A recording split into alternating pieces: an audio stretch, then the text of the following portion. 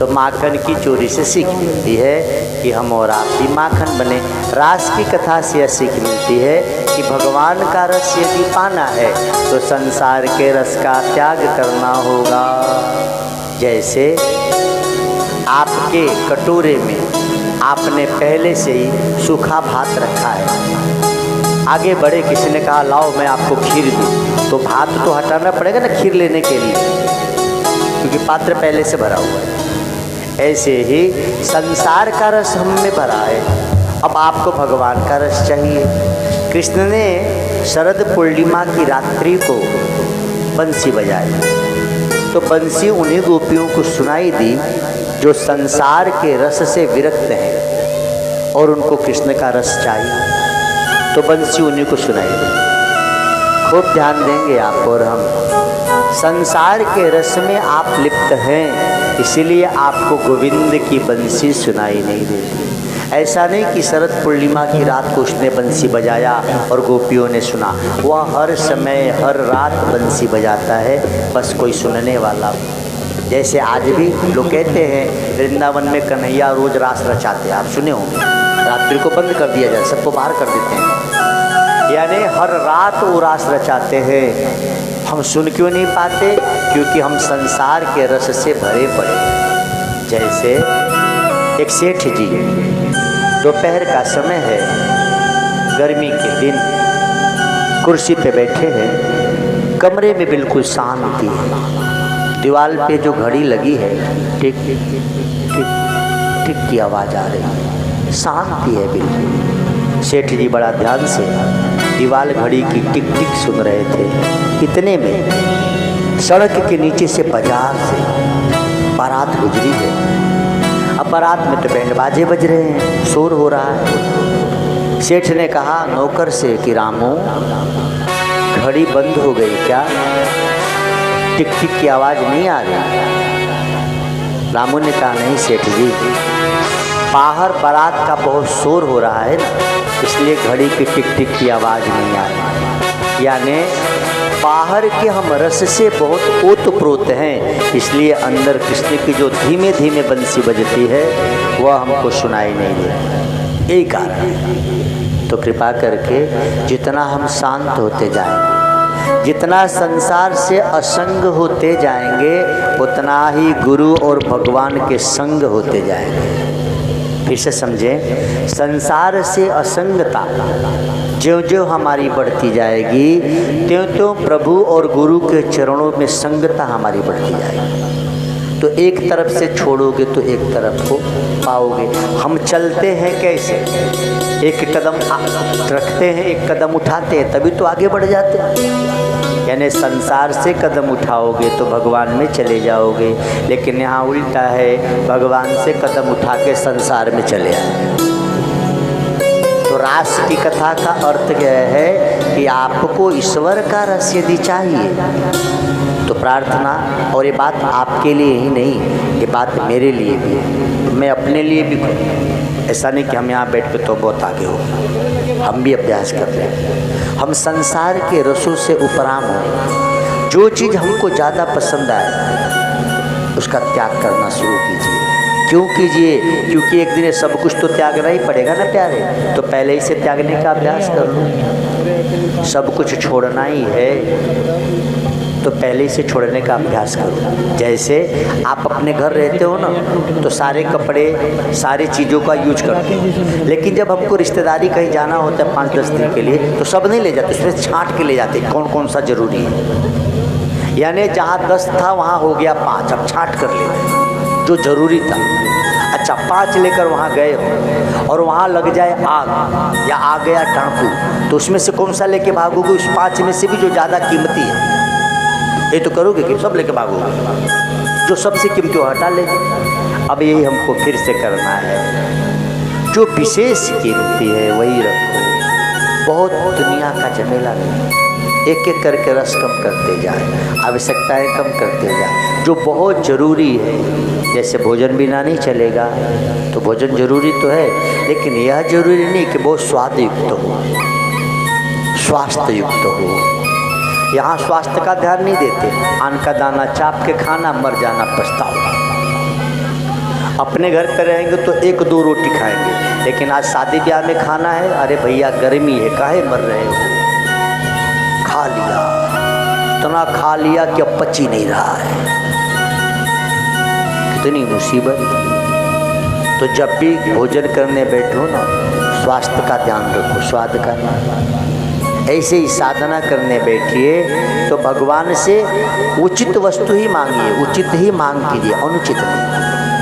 आप भगवान की साधना में बैठो तो अपने को देखो कि मुझे सबसे ज़्यादा आवश्यकता किस चीज़ की है, घर की है, नौकरी की है, पढ़ाई की है, सोफा की है, कपड़े की है, गहने की है, कि रसमलाई खाने की है। अब दिमाग से सोचो, घर एक दिन नहीं रहेगा, नौकरी एक दिन रिटायर होकर छोड़ना पड़ेगा, गहने चोर लेके जाएंगे, नहीं तो मरने के बाद छूट ही जाएगा, कपड़े कब तक रहेंगे। प्रभु तू मिल जाता तो सबसे अच्छा था। जो आवश्यक है, जिसकी ज़रूरत है वही मांगो ना। तो जब चिंतन करोगे तो लगेगा कि भगवान से ज़्यादा जरूरी कुछ है ही नहीं। ईश्वर मिल जाए तो बाकी कुछ पाने की आवश्यकता रहेगी ही नहीं। भगवान को नहीं पाए हो इसीलिए कुछ ना कुछ खटकते रहते। आपको सब कुछ दिया जाए ना तो भी खटकता है। क्यों खटकता है? क्योंकि संसार का नियम है। तो रास की कथा से इतना सीख मिलती है। जिस घर को पाके अभिमान है, जिस धन को पाके अभिमान है, जिस पद को पाके जब ये अजीब अभिमान करता है, भगवान उसी पे से उठा के फेंक देते हैं। देख लीजिए बड़े बड़े नेता मंत्रियों को, जिसको जिस पद का होता अभिमान है, पक्का है भगवान उसको उठा के ऐसा फेंकते हैं कि फिर वो पद मिलता ही नहीं है। ऐसे अनेक नेता पड़े अपने देश में, जब पद पे थे तो बहुत अभिमान में थे, ऐसा उठा के फेंका गोविंद ने, अब आ ही नहीं रहे। ऐसा उठा के फेंका था कंस को भगवान कृष्ण ने, कंस को उसी के आसन से उठा के फेंका और वो गिर के मर ही गया। तो कंस वध का अर्थ यह है कि हमको पद मिला है, संपत्ति मिली है, बल मिला है, ऊंचे कुल में जन्म मिला है, गोविंद की कृपा से यदि ज्ञान मिला है तो इसका अभिमान न किया जाए। अभिमान भगवान को पसंद नहीं है।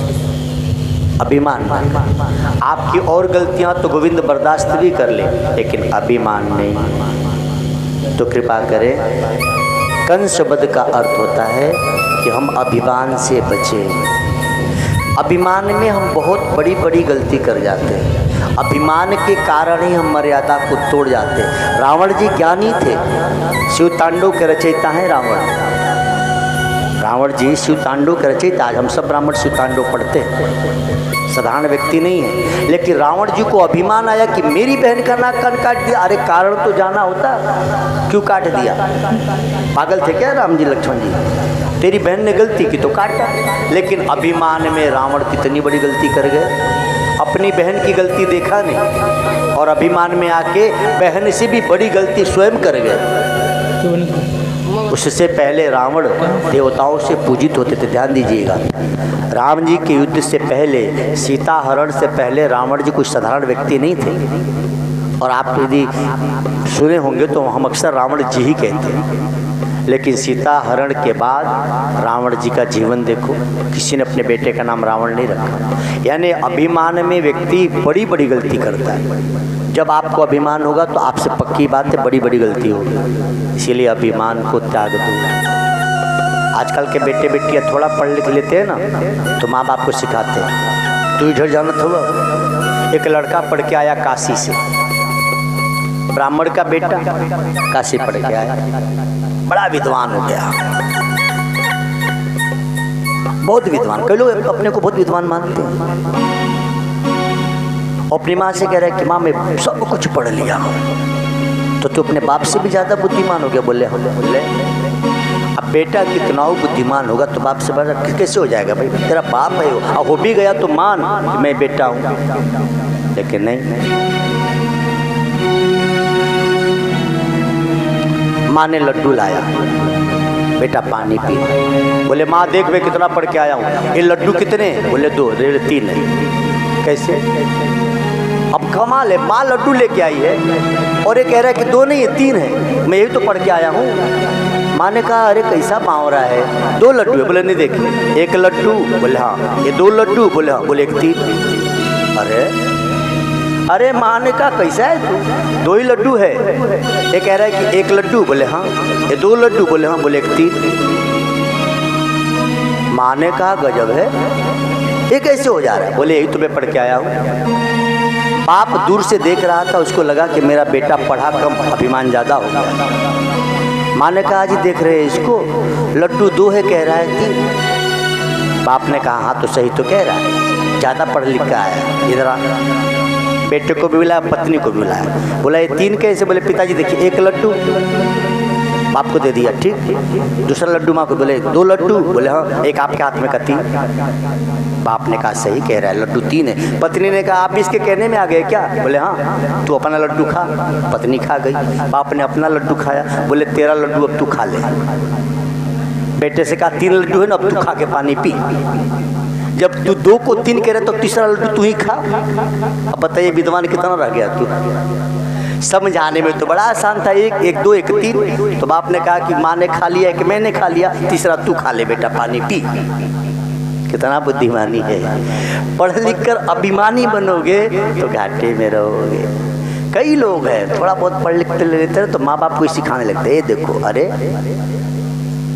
हम घर होते हैं ना तो अपनी माँ को यदि कुछ सुना, इसलिए नहीं सुनाना चाहते कि वो मतलब नहीं जानते, हमें सोचते कि जरा इसको बताओ। मेरी माँ कहती है बहुत बुद्धिमान हो गए तू, अब हम के सिखेबे, हमारा सारा ज्ञान फुर्र हम हो जाते हैं चुप के सही है कहते भाई। अच्छा है तो मेरी माँ, तो हम कहते हैं, फिर मेरे मन में होता है कि नहीं इसके सामने कोई ज्ञान की बात मत करो, क्योंकि ये मुझे बेटा मानती हो, सच में मैं बेटा हूँ। तो उनका एक ही उत्तर मुझे निरुत्तर कर देता है। जैसे ही हम कुछ कहना चाहते हैं, जैसे हम सोचते हैं कि इनको कुछ समझाएं, एक ही बात समझते हैं अच्छा तो हमको समझे ही पे, और सही बात अब वो माँ है हम चुप। ये हमको आपको सीख लेनी है। आप और हम कितना विद्वान हो जाएं, लेकिन माँ बाप के सामने तो बच्चा बन के बहुत विद्वान न बनिए। विद्वता वहाँ नहीं दिखानी है, क्योंकि उन पावन चरणों से ही हमने सीखा है जो कुछ भी सीखा है। उनके सामने कुछ न कहा जाए। ऐसे ही कहा गया है गुरु के सामने। कई बेचारे समझ नहीं पाते, हम अपने गुरुदेव के सामने कुछ न कहें, क्योंकि वो गुरु हैं। हम उन्हीं के सामने जब बोलने लगेंगे तो फिर क्या मतलब रह गया इस शिष्यपना का। हम न हंस के सीखे हैं न रो के सीखे हैं, जो कुछ भी सीखे हैं गुरु का हो के सीखे। एक बार आप उनका हो के तो देखिए। तो कंस वध का अर्थ है कि अभिमान से हम परे हो जाएं। अब कंस जब मरते हैं तो उनकी 2 पत्नी अस्ति और प्राप्ति, जरासंध की ये दोनों बेटियां हैं। बड़ा सुंदर बात है। श्रीमद् भागवत के 10वें स्कंद के 50वें अध्याय में कथा है। अच्छा, व्यास जी ने बड़ा लिखने में बड़ा ध्यान रखा इन बातों का। 10वां स्कंद के 50वें अध्याय की कथा है। क्या है? 17 बार भगवान कृष्ण पर जरासंध आक्रमण करते हैं। देखिए कितनी सुंदर बात है। 18वीं बार जब काल यवन को संग लेकर आए तो कन्हैया भाग गया। यानी हमको आपको संकेत है। क्या संकेत मिला इस कथा से? कि आप और हम भी जरा समझेंगे। 50वें अध्याय में एक कथा है, यानी 50 की उम्र के बाद आपके इस शरीर पर रोगों का और बुढ़ापे का आक्रमण होना शुरू हो जाएगा। जरासंध आक्रमण करता है मथुरा पे। 50 की उम्र जब हम पार करते हैं तब हमारे शरीर में रोग और बुढ़ापा विशेष रूप से प्रभाव दिखाने लगता है। 17 बार जीत गए बलदाऊ और कृष्ण, लेकिन 18वीं बार मथुरा छोड़ के भागना पड़ा। यानी आप बीमार पड़ेंगे, दवा कराएंगे, ठीक होंगे 1 बार 2 बार 10 बार 20 बार, लेकिन जब काल यौवन, जब बीमारी काल को साथ लाती है तो कोई दवा काम नहीं आती है। मथुरा छोड़ के कृष्ण को भागना पड़ा। यह शरीर छोड़ के हमको भी जाना पड़ेगा। ये शरीर क्या है? मथुरा। शरीर आपका क्या है? मथुरा है। हृदय क्या है? गोकुल। गो माने हृदय, कुल माने समूह। तो हमारा हृदय गोकुल है और शरीर मथुरा है। कितना सुंदर ढंग से भागवत की रचना की ना। 50वां अध्याय 10वां स्कंद, यानी 50 के बाद आपका हमारा जीवन वन जैसा हो। और ये मैं नहीं कह रहा हूँ, आप गिनती पढ़ लो। 50 के बाद गिनती की नहीं है, 51, 52, 53, 54, 55, हर अंक में वन है। 56, 57, 58, यानी क्या सिखा रहा है? वन। 50 के बाद वन जाइए। यदि वन नहीं गए तो अब गिनती पढ़ो। 61, 60 माने मूर्ख, 62, 63, 64, यानी 50 के बाद भी हम वही कर रहे हैं जो पहले करते थे। बात कड़वी है, क्षमा करेंगे आप और हम अब बेवकूफ़ी कर रहे हैं। 50 के बाद आप घर रहिए, वन में वन का जाने का कोई ज़रूरत नहीं है, वन उस तरह का है ही नहीं, लेकिन घर में ही वन जैसा रहिए। अब कुछ मत कीजिए, अपनी आवश्यकताओं को कम कीजिए, अपनी आसक्ति को घटाइए, अपने स्वाद को मिटाइए, अपने स्वास्थ्य पर ध्यान लगाइए और भगवत नाम की माला उठाइए, जितना अधिक हो सके उससे घुमाइए। 50 के बाद वही न करें जो पहले करते। और देख लो बूढ़े माता पिताजी जो भी लोग हैं कि हम 50 के बाद यदि उतना ही हाय हाय कर रहे हैं, उतना ही परिवार को ध्यान दे रहे हैं, तो आप गलती कर रहे हैं। गिनती कह रही है 51, 52, 53, 54, 55, 56, 50 के बाद तो चले जाना चाहिए था वन। नहीं भी गए वन तो कृपा कर से मन को तो भेज दो वन। अच्छा, मन वन में हो तो सुबह चाय मांगेगा क्या? नहीं ना। तो बूढ़ी माताओं से प्रार्थना, बहू सुबह सुबह चाय न दे तो माला घुमाओ, जय सीताराम, बढ़िया हुआ चाय नहीं मिला, हे मनी राम चाय की याद आ रही है, तू बन जा हरामखोर। वन में रहता तो चाय कहाँ से पीता? मन ही तो चाय मांगता है, तो मन को भेज दो बन, मन को बन भेज दो। सुबह चाय की लत पीत लगी हो तो छोड़िए उसको। तंबाकू खाने की लत लगी है, 50 हो गया, छोड़िए। बीड़ी पीने की लत लगी है, कृपा करके छोड़िए, क्योंकि जब उसने भेजा था तो आप कोई नशा नहीं करते थे। नशा करके जाओगे बड़ी मार खाओगे। आपका बेटा आपकी कोई चीज़ बिगाड़ के ला के दे, आपका बेटा गाड़ी चलाने ले गया और बिगाड़ के लाए तो दो झापड़ मारते हो कि नहीं? करे कहाँ ले गए? आपको भगवान ने इतनी सुंदर शरीर वहाँ से दी, वो शरीर जो कोई नशा नहीं करती थी, वह शरीर जो मांसाहार नहीं करता था, सिर्फ दूध पे ही रहता था जब बच्चे थे। तो जाने से पहले भी शाकाहारी बन के जाओ, जाने से पहले भी नशा छोड़ के जाओ माई बाप, नहीं तो रास्ते में ही जमराज कूटेंगे खूब। मुझे तो आश्चर्य होता है, पुरुषों की तो छोड़ो कई महिलाएं खाती रहती है। भगवान कैसा आश्चर्य है। तो 50 के बाद अपनी बुराइयों का कीजिए त्याग। पहले से त्याग कर लो, लेकिन 50 के बाद तो वन जैसा जी।